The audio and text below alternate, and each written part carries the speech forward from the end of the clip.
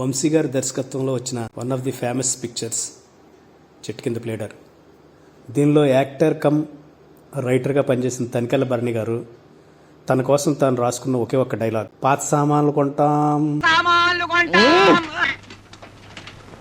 ఒరే పాత సామాన్లు, అనామకుడైన అమాయకుడిని నన్ను పట్టుకోపోతే ఈ దేశంలో నువ్వు కొనటానికి చాలా పాత సామాన్లు ఉన్నాయరా.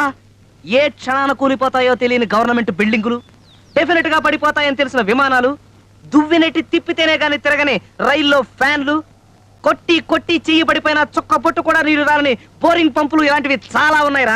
ఎంట్లో నుంచున్నా ఆ బుట్టలేవు బాబు. చంపేస్తాను.